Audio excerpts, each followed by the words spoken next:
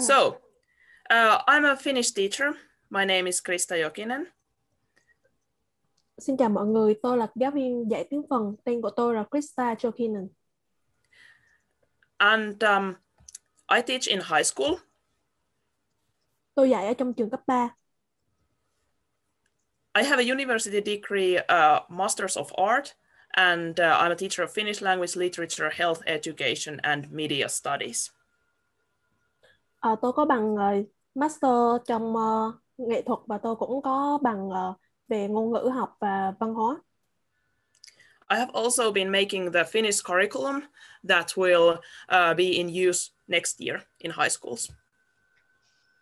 Và tôi cũng đã có kiến thức trong cái chương trình học Phần Lan và sẽ được áp dụng trong chương trình năm tiếp theo. Besides those, I have made some study materials and I'm a teacher trainer. Và tôi là người tạo ra những cái tài liệu học tập và tôi là người huấn luyện cho giáo viên. And what my role is in this program? First of all, I will be the mentor of the teachers we have. Về vị trí của tôi trong chương trình này là gì? Đầu tiên tôi sẽ là người huấn luyện cho những cái giáo viên tiếng Phần trong chương trình. We will have awesome teachers who are at the end of their studies at the university. Chúng ta cũng sẽ có những cái giáo viên đang là những năm cuối của chương trình đại học mà ở Phần Lan.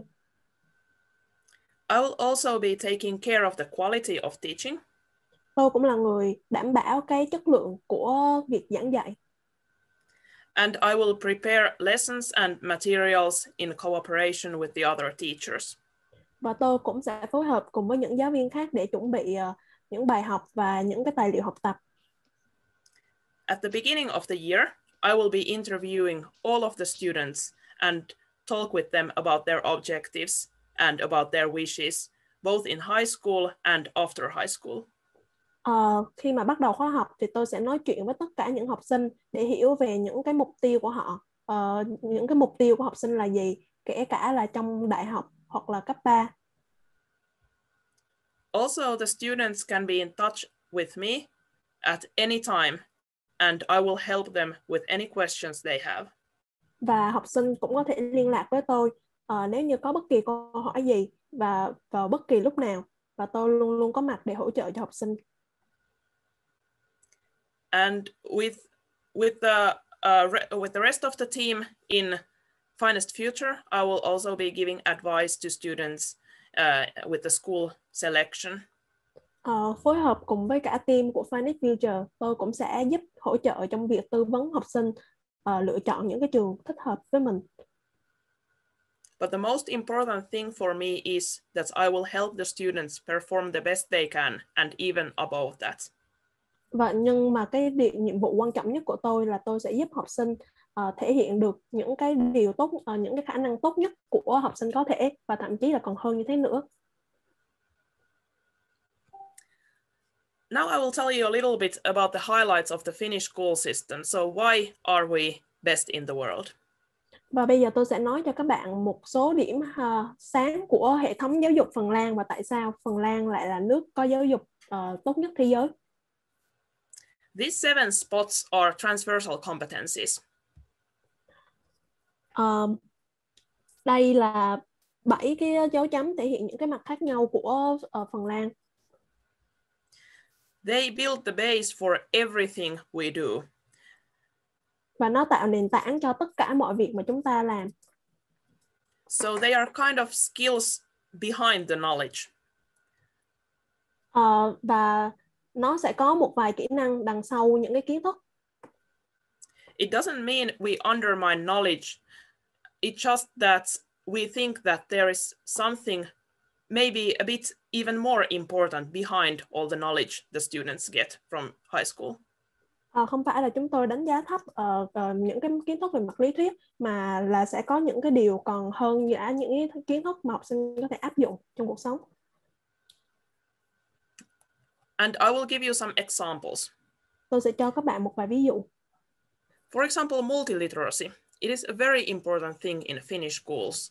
It means, for example, that Finnish students, they learn to ask themselves, how reliable is this information?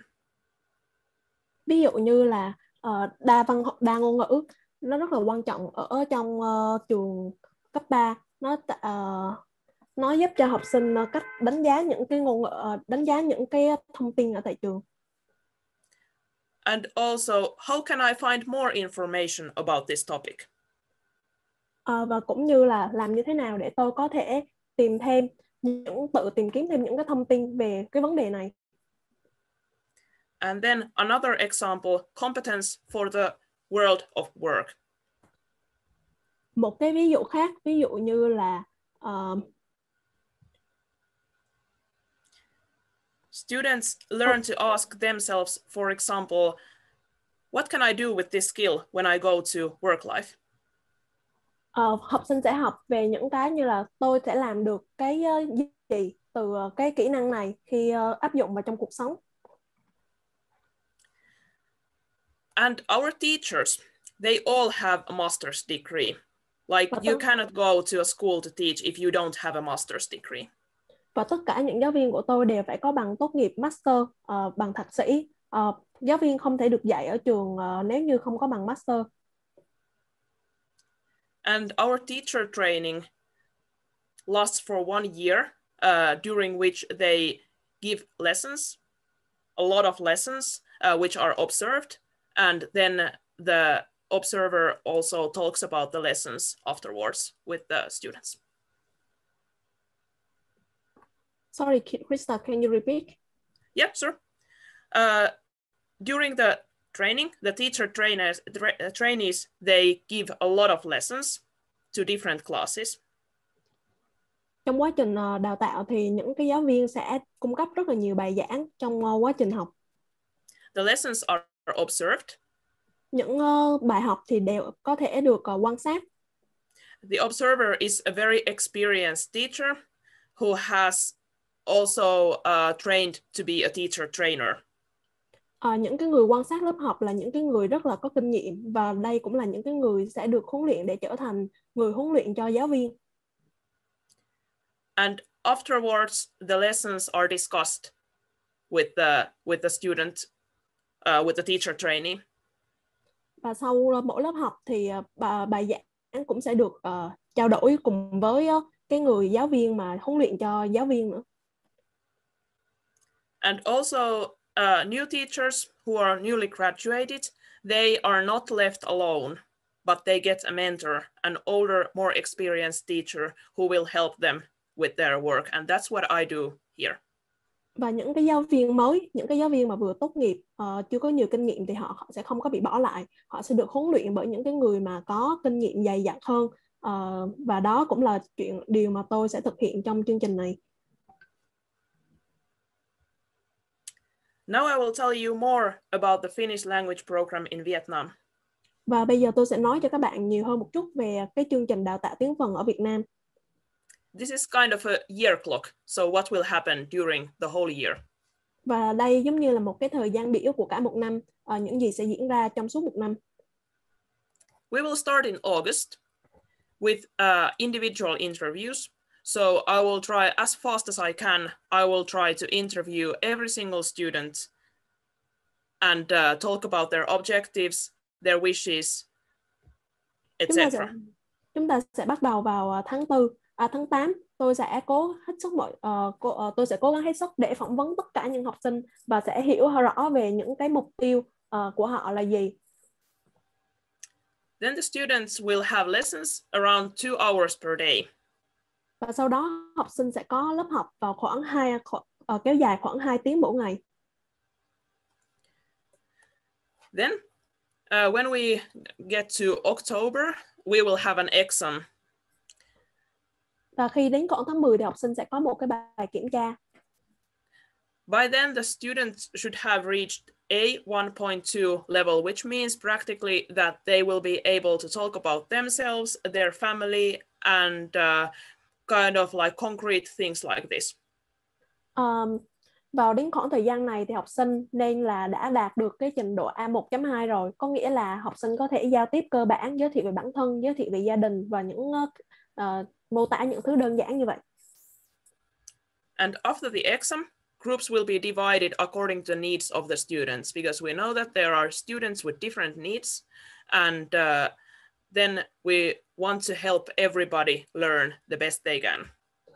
Và sau khi cái bài kiểm tra này thì nhóm học sinh sẽ được chia ra thành những nhóm khác nhau tùy vào cái nhu cầu của học sinh, bởi vì chúng ta biết là tất cả học sinh đều là khác nhau, và chúng ta cần phải đáp ứng cái nhu cầu cũng như là cái tốc độ học của học sinh khi mà chia ra những cái lớp như vậy. This is also one huge part of the Finnish schooling program. We don't leave anybody alone. Và đây cũng là một cái phần rất là lớn trong cái nền giáo dục tại Phần Lan. Chúng tôi không để cho ai cảm thấy bị bỏ lại một mình. Finnish schools think that every single student has something they can share to others. And there is not just one single thing that makes a person intelligent or good at something. Trường Phần Lan thì tin rằng không có một cái điều gì, không có ai là giỏi chỉ riêng một cái lĩnh vực nào đó cả, và sẽ có rất là nhiều thứ có thể dạy cho học sinh. Okay, so let's go to February. Then we will have reached B1 level, which is practically okay. Vào tháng 2 thì học sinh sẽ đạt đến trình độ B1. B1 level is practically the level needed for high school, but we won't stop there, of course. B1 là cái trình độ mà trường cấp 3 ở tại Phần Lan yêu cầu, nhưng mà tất nhiên là chúng ta sẽ không chỉ dừng lại ở đó. Here, the students will fill the applications for the high school of their choosing. Ở thời điểm này thì học sinh sẽ nộp cái hồ sơ của họ vào những cái trường mà họ muốn. And we will have a lesson for that, so we will help them and we will fill the application together. Chúng tôi sẽ có những cái bài học chúng tôi sẽ hướng dẫn học sinh ở tại thời điểm đó và sẽ giúp học sinh điền vào hồ sơ để nộp vào các trường. And after that, the spring and the upcoming summer will be dedicated to our integration program. Và sau đó chúng ta sẽ dành mùa xuân và mùa hè để dành cho cái khóa học integration, gọi là cái khóa học để hòa nhập. So after application, we will start integrating the students to Finland school and the community of Finland. Trong cái khóa học này thì sẽ giúp cho học sinh học được cái cách trường cấp 3 tại Phần Lan như thế nào, và cái cách để dễ dàng hòa nhập khi ở tại trường Phần Lan. I will tell you a bit more about that. Tôi sẽ giải thích rõ hơn một chút về điều này. So, now we are in March, and we will ask ourselves a question: how does Finland work? And that is our question for March. Về cái khóa học integration này thì nó sẽ bắt đầu vào tháng 3. Ở thời điểm này thì chúng ta sẽ bắt đầu tự hỏi là cách vận hành ở Phần Lan như thế nào. So we will get to know Finnish customs and life in Finland in general. Like, what do Finnish people do, and how does everything work in here? Chúng ta sẽ hiểu về những cái phong tục của Phần Lan và cuộc sống ở Phần Lan như thế nào, mọi thứ trong cuộc sống Phần Lan diễn ra như thế nào, và cách mọi thứ hoạt động và vận hành như thế nào. Then, April and May, we will get to know the Finnish high school and the Finnish schooling system in general. Cho đến tháng 5 thì chúng ta sẽ học về cái cách trường Phần Lan vận hành ra làm sao. We will be interviewing the high school students, or actually the students will be interviewing their peers in Finland. Học sinh sẽ phỏng vấn những cái từ ngữ liên quan đến Phần Lan ở trường cấp 3 tại Phần Lan. We will learn different kind of words related to high school, and we will take a look at the year clock of Finnish high school. Chúng ta sẽ học những cái từ ngữ trong trường cấp 3 gồm những cái từ ngữ Phần Lan dùng cho trường trung học ở Phần Lan, và cái thời gian biểu của một năm diễn ra ở trường. Then June. The question will be, what kind of texts will I read and produce in high school? Đến tháng 6 thì chúng ta sẽ học những cái liên quan về tôi sẽ đọc những cái gì và làm những bài tập như thế nào ở tại trường cấp 3.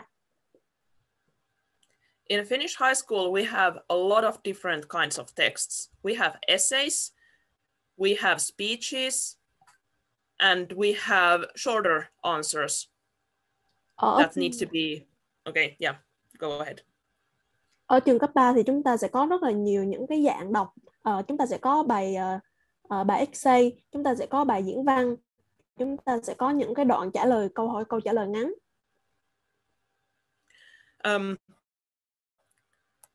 Yeah, so here we will be practicing a lot of different kinds of texts on different high school subjects, and we will be also reading a lot of different texts on, for example, biology, chemistry, things like that. So the vocabulary will be even wider after this.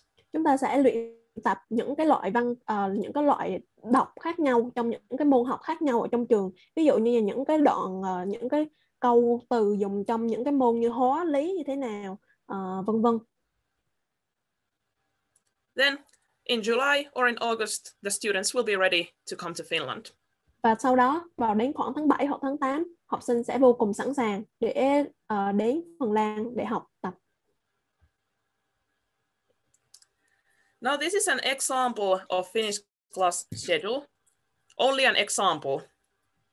Và đây là một cái ví dụ của cái thời gian biểu học lớp tiếng Phần. Đây chỉ là một cái ví dụ tạm thời mà thôi. I won't go through it any further, but you can see it here. But I can talk you a little bit about the materials. Tôi sẽ không đi vào chi tiết trong cái khóa biểu này, nhưng mà chúng ta có thể nhìn thấy cái tài liệu để học tập. So I will show you this here. So this will be our study book. I think you need to share your screen again. Oh, yes, I need to share it again.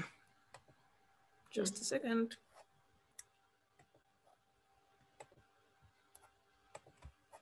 Yes, here. So Suomen Mestari will be our study book. Đây là sách học mà chúng ta sẽ dùng. Suomen Mestari là sách để chúng ta học tiếng Phần. And this is the first book, and we can take a look at it. Đây là quyển sách đầu tiên và chúng ta có thể nhìn qua nó.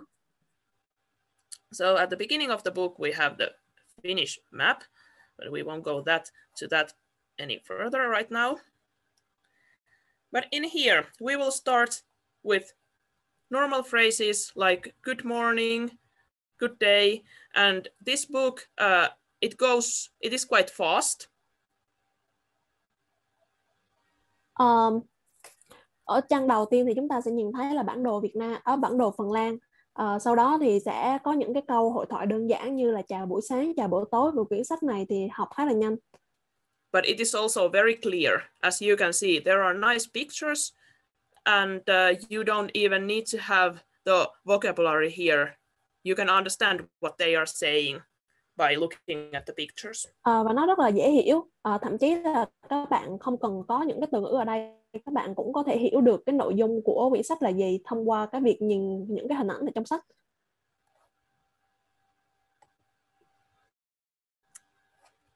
Okay, I think that is practically all I have to say for now, but I am totally open for any questions you have. Đó là những gì mà tôi có thể chia sẻ ở tại thời điểm hiện tại, và tôi sẵn sàng trả lời bất kỳ câu hỏi nào mà các bạn có. Great. Thank you so much, Krista. I think there are a few questions that parents have already sent in the chat, and QUYểN can help to translate, or TTD can help to translate those main questions for the teacher. Thank you.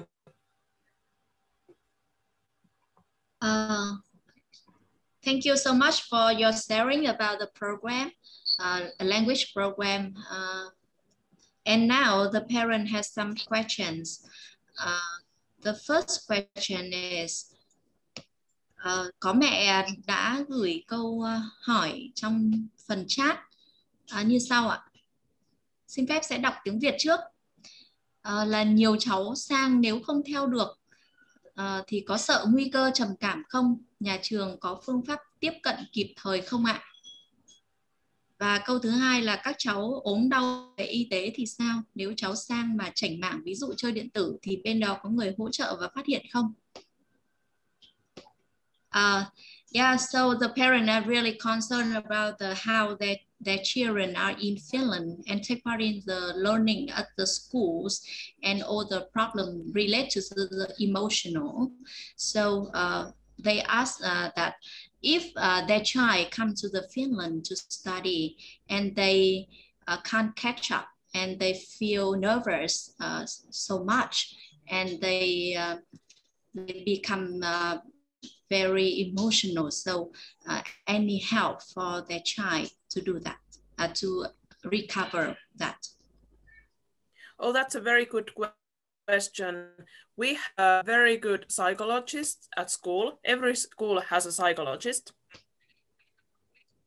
Đó là một câu hỏi rất là hay. Ở tại trường chúng tôi thì chúng tôi có những cái phòng cái bác sĩ tâm lý. Tất cả mọi trường cấp 3 đều sẽ có một bác sĩ tâm lý ở tại trường.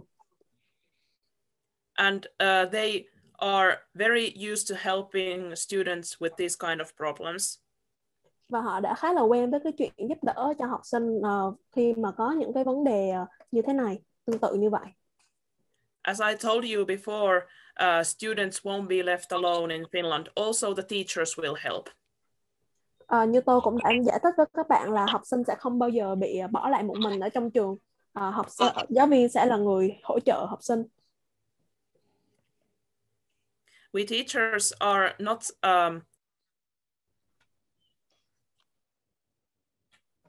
Sorry, Krista, I didn't hear. Oh, no problem. Somebody muted me accidentally. No. But yeah, the teachers, we are very relaxed and we are also quite close with the students. That might be something that is not common in other countries. Bản thân những cái giáo viên như chúng tôi thì chúng tôi rất là thoải mái, chúng tôi rất là gần gũi với học sinh và đó không phải là cái điều dễ dàng thấy ở tất cả mọi đất nước. So usually the students, they feel confident to open up to us teachers also, and we will help them, like to psychologist or somebody who can help them more. Vì vậy là học sinh rất là tự tin trong cái việc cởi mở với giáo viên để mà trao đổi những cái vấn đề, và chúng tôi là những giáo viên, chúng tôi chắc chắn là sẽ giúp đỡ học sinh, và cũng tương tự như là những cái bác sĩ tâm lý khác ở trong trường. Okay, thank you so much for your answer. Yeah, so not only the emotional problem, but some students are maybe they are lazy and they fascinated on gaming or something like that during the time that they are at school. So do the teachers recognize that and help them to overcome this kinds of situation? Oh yes, teachers can, for example, sit down with the students and tell them that now we are going to do this task together if you cannot do it alone. Câu hỏi của phụ huynh là nếu như học sinh chểnh mảng trong việc học, ham chơi game chẳng hạn, thì phụ huynh thì giáo viên sẽ hỗ trợ học sinh như thế nào? Thì chị Krista trả lời là khi đó thì giáo viên sẽ ngồi xuống và nói chuyện với học sinh về cái vấn đề đó. And of course we will try to find out what's going on with this, well, laziness or whatever you want to call it, because sometimes there is something else that we need to help them with, and we need to grab that first. Và chúng tôi sẽ cùng nhau tìm hiểu là cái nguyên nhân, có thể là nó là do các em lười biếng, hoặc là cũng có thể là có những cái lý do khác mà các em đang đối mặt, thì chúng tôi sẽ cùng nhau giải quyết những cái vấn đề đó. Yeah, okay, thank you so much.